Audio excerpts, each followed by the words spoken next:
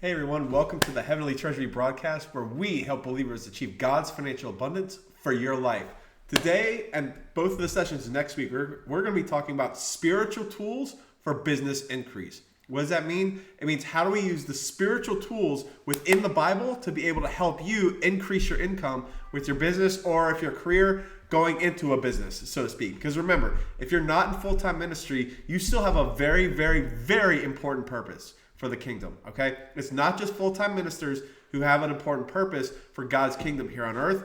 It's you too. Because remember, those ministers need funds to be able to be sent out to preach the gospel. Who gives them the funds to send? You do.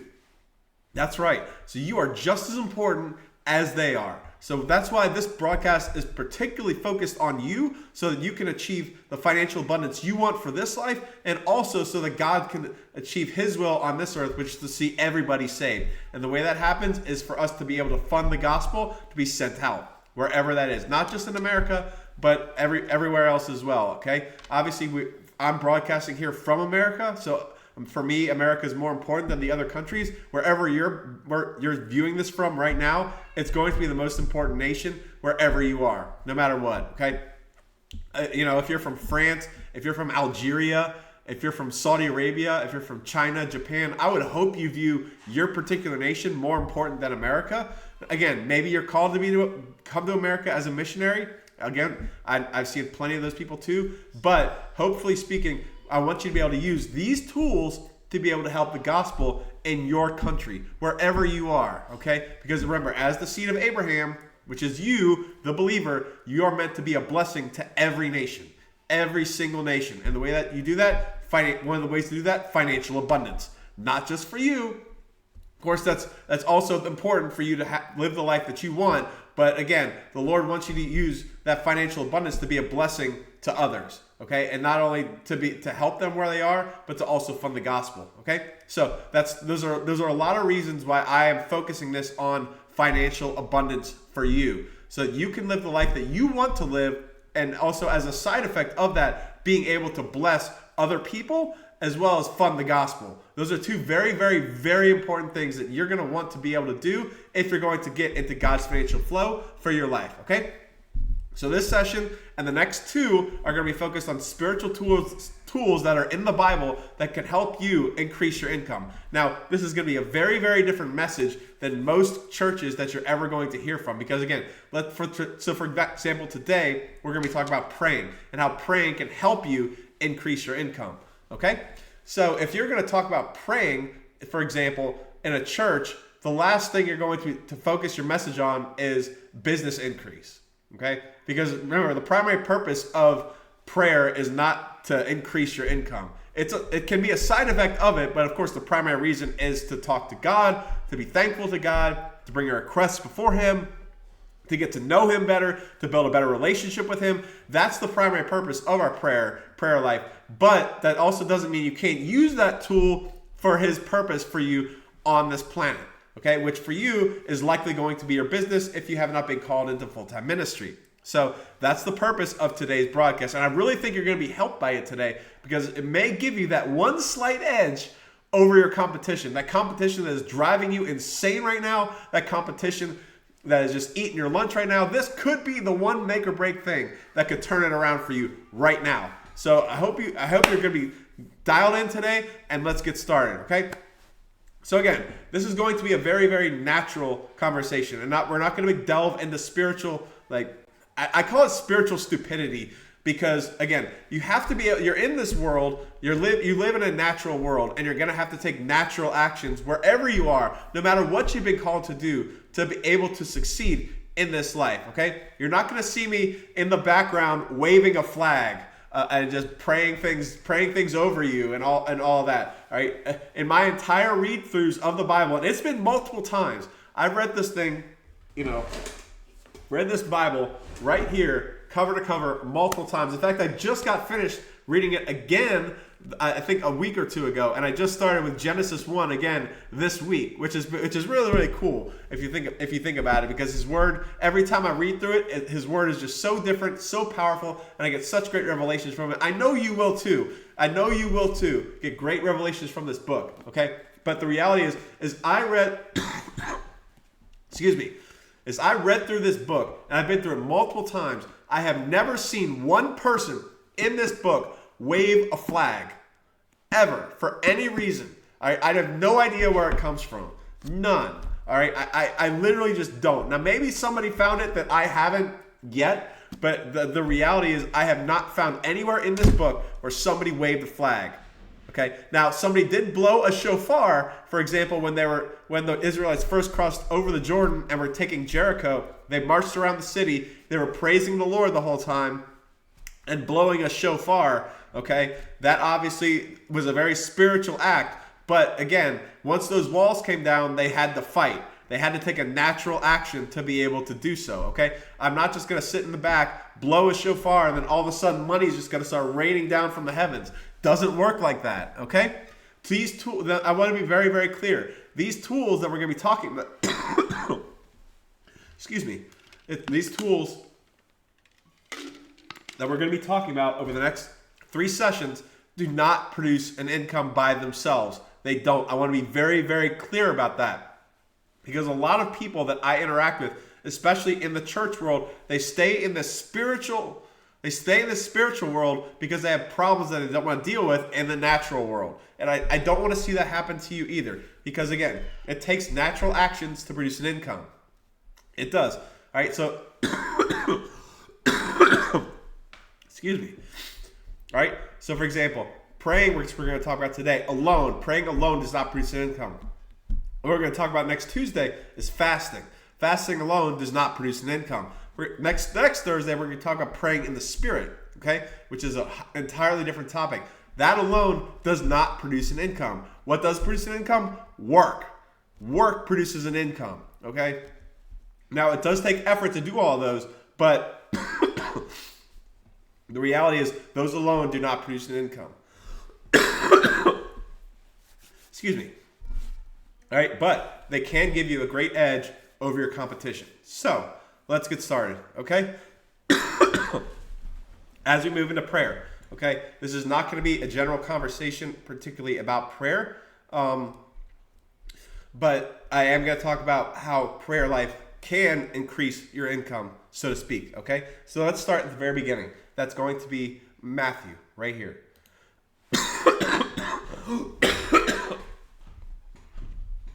Excuse me. Okay? We're stuck at Matthew 6, chapter 7. Matthew chapter 6, verse 7, right here. Okay, it's going to be this. And when praying, do not keep on babbling like the Gentiles, for they think that they shall be heard for their many words. Therefore, do not be like them. This is the key right here. For your Father knows what you need before you ask him. This, then, is the way you should pray. Our Father who is in the heavens, let your name be set apart. Let your reign come down. Let your desire be done on earth as it is in heaven. Give us today our daily bread, and forgive us our debts, as we forgive our debtors. And do not lead us into trial, but deliver us from the wicked one. Because yours is the reign and the power and the esteem forever. Amen. Okay? That's the very first key when it comes to prayer. Right there. This is how you should pray. You should know exactly what you're supposed to pray before you pray.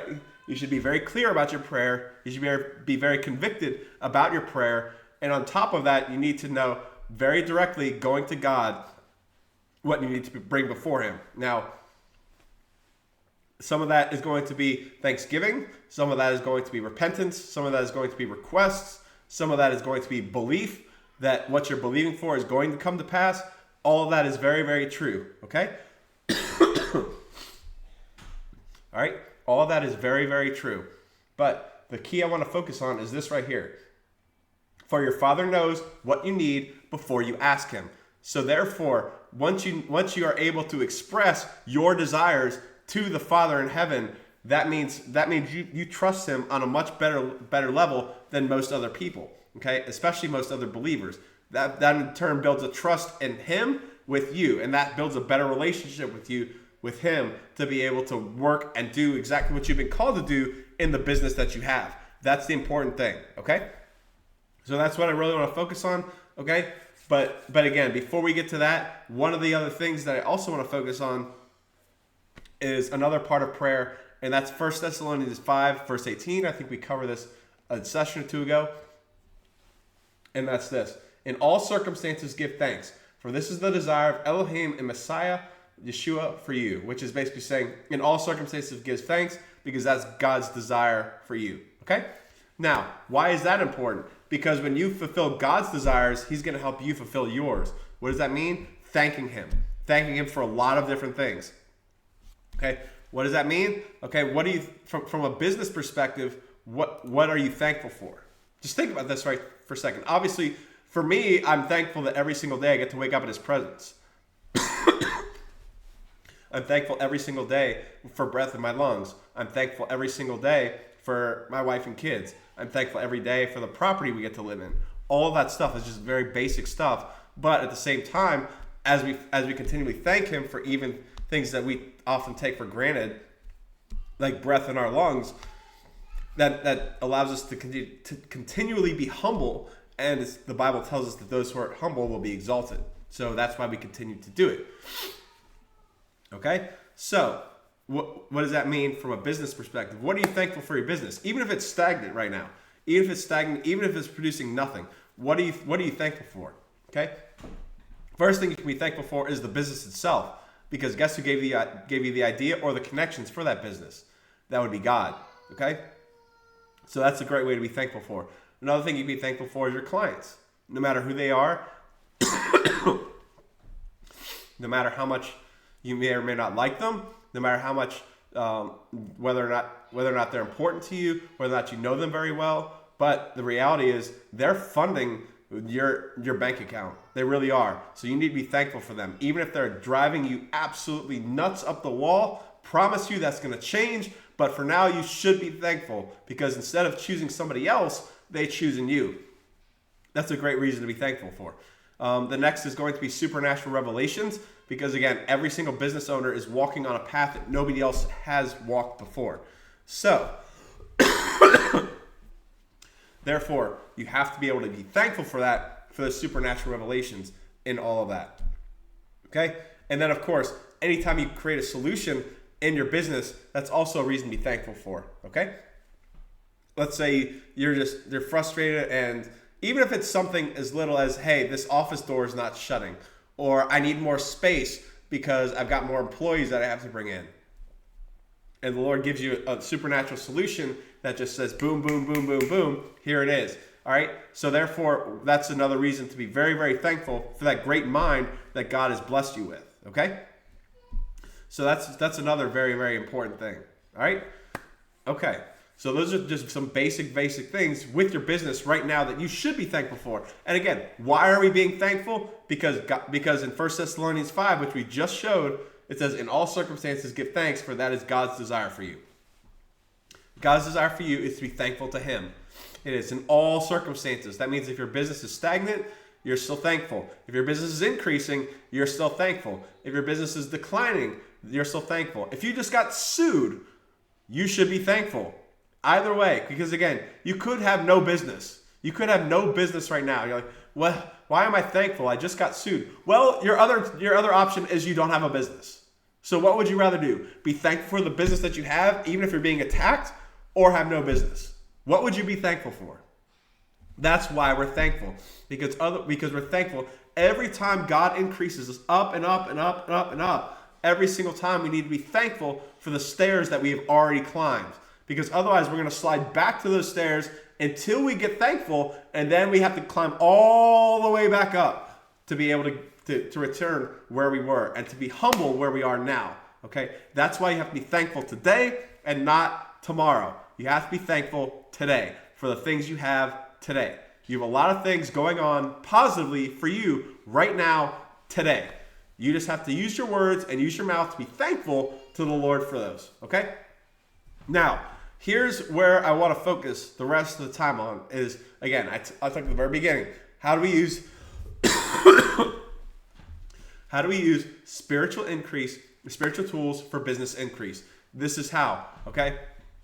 The verse we're going to be focusing on now is Matthew 7, verse 7 to 8. And that's going to be right here. It says this: ask and it shall be given to you. Seek and you shall find. Knock and it shall be opened to you. For everyone who asks receives, and everyone who seeks finds, and to him who knocks it shall be opened. There you go. Okay? This is how you can use prayer to your advantage in the marketplace. It is. Okay? Because let's say for the moment your heathen competitor needs some additional land. Okay? And what do they have to do? They have to go in, and they've got to figure it out. They got to go to the drawing board. They got to hope they come up with some idea, some crazy idea. Maybe they're just smoking weed and they think that's the way to get great ideas. Some people honestly believe that weed will put you in such a relaxed state that you can start thinking about things that you otherwise wouldn't. I've heard that from a lot of people. Wouldn't know that firsthand, but again, a lot of people, that's what they believe. Alcohol, same thing. They literally will drink themselves stupid to forget everything. And once they forget all the things that they really have to worry about, they believe that's when it's the best time for you to get a great idea. Again, both of those to a believer sound really, really stupid, but to a non-believer who doesn't know Jesus, doesn't have the Holy Spirit, doesn't have the truth sitting inside of their stomach, guess what? That's what they have to rely on a lot of the times. They got to find something else to be that source of truth. Guess what? We have something a lot better, and that's the Holy Spirit and prayer. So now, let's focus on this. Ask and it shall be given to you. Remember, the previous chapter in Matthew 6, guess what it said? All right, your Father knows what you need before you ask him. So, if you're struggling and you have a lot more opportunity to take on more clients, and your desire is for more clients, guess what you need to do? Go to prayer and ask him. Go to prayer and ask him. Why? Because it says right here, ask and it shall be given to you. Do you want more clients? Yes. So what do you need to do? Ask him in prayer. Ask him in prayer. He'll give you an answer. He will give you an answer. Guess what it says? Ask and it shall be given to you. Lord, help me find more clients. Lord, thank you for more clients. Okay? And he'll tell you the route to be able to get that. Sometimes that route is internal. God, what's the word? When the Bible talks about when dross has to be removed, the impurities. Sometimes it's impurities that have to be removed from you before you're able to go on and get more clients. Because sometimes if the Lord brought you 5 more clients today, then guess what? You might not be ready to handle that. So what you have to do, work on yourself, and then the Lord will bring you clients. That happens a lot of times. It does. Okay? Do you need another opportunity? You need another business opportunity. Maybe the one you've maxed it out. Okay? Maybe you maxed it out, and now you need another one. Guess what? The Lord can do that too. But what do you have to do? Go to him and ask in prayer. In humility, thanksgiving, and prayer. That's how you get it. Okay? Again, it's not going to fall from the sky. But what it is going to do is going to give you an idea or an action for you to then take, and then it will get you the opportunity. That's what's going to happen in prayer. You're going to get an idea. The idea does not produce the income. The action upon that idea is what helps produce the income. That's how we can use prayer to our advantage in business. Now, why? Again, remember, the Lord wants you to grow your business so you can fund his kingdom endeavors. That's the purpose of your business, right? Beyond blessing yourself and your family. That's why, okay? So think about that the next time you're looking for another opportunity, okay? Let's say for the moment you have an employee that's giving you a headache. You don't know how to deal with them. Guess what you need to do? Go to prayer and ask, Lord, how do I help motivate this employee? What do I do? Guess what? The Lord will give you some directions. The Lord may also say, that employee doesn't need to be there anymore. Boot him out. Now, you may not like that answer, but guess what? If you boot him out, you can put somebody else in that the Lord knows is ready and willing to go into that opportunity that your current employee just takes for granted. Okay? There's also that too. Do you need more office space? All right? Have you outgrown your office? Guess what? Guess who you need to ask? Hello? Do you see where this is going? Every single problem that you have in your business, you can bring to the Lord. He'll give you a solution. He will. Because why? Because you've partnered with him. You've partnered with him in your business, especially financially. If you're a tithing business and you give offerings on top of that, he wants to help you. because you have set yourself apart and consecrated that business to the Lord and his purpose. Now, obviously, you get benefit from that. You get the financial benefit from that business. But the reality is, if you can partner with him, he will help you in significantly better ways than you otherwise wouldn't. Okay? So again, a lot of other things you could do, but if you need more equipment or something like that, maybe you need to add another location. I don't know what it is. Some upgrade equipment, all of that you can just bring before the Lord and say, what do I do? I need this. What do I do? And the Lord will say, do this, this, and this. Do this, this, and this. Okay? So again, don't feel bad or don't feel guilty if you're using your prayer to help your business. Again, that's your kingdom purpose. Your kingdom purpose is your business. So the Lord's going to want you to actually do that. Don't feel afraid if you don't feel like you can or you're not supposed to or anything like that. Don't ever feel like that. The Lord wants to help you. He does. I want to make that so crystal clear. The Lord wants to help you. He wants to help you so badly, but you just have to take that first step and go to him humbly in thanksgiving and prayer and asking, and then he will help you. He will help you with open arms. I promise you that. I promise you that. Okay?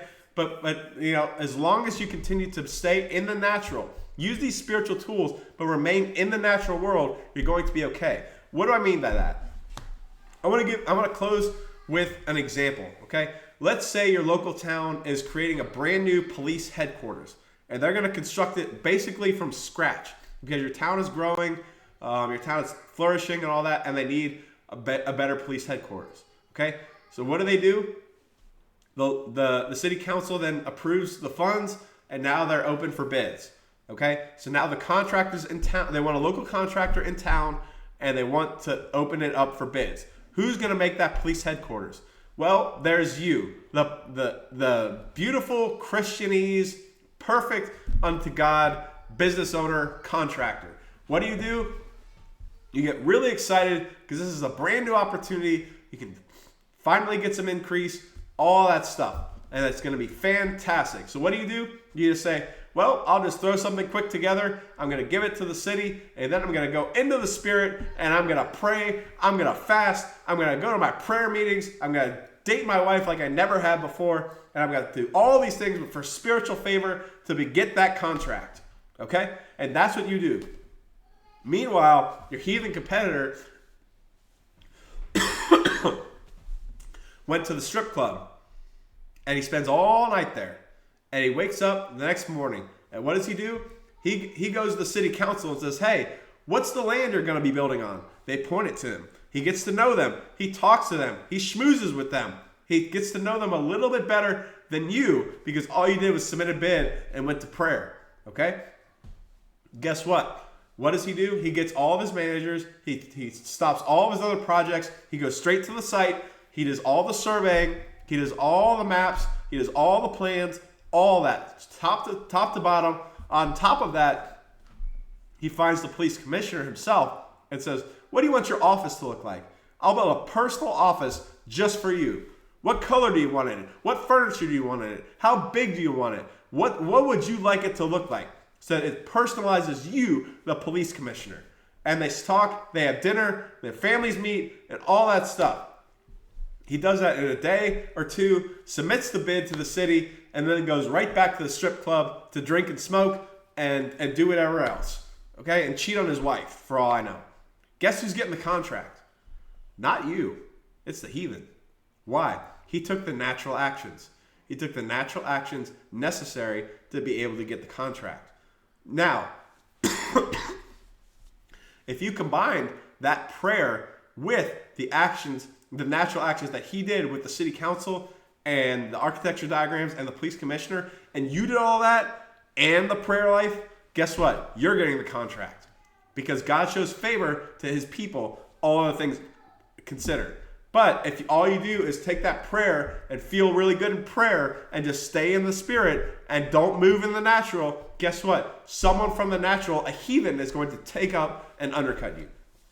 That's what I really want you to be careful for, because this is going to be very, very helpful. It's going to make you feel very, very good when you're in that prayer, asking and believing for very big things, okay?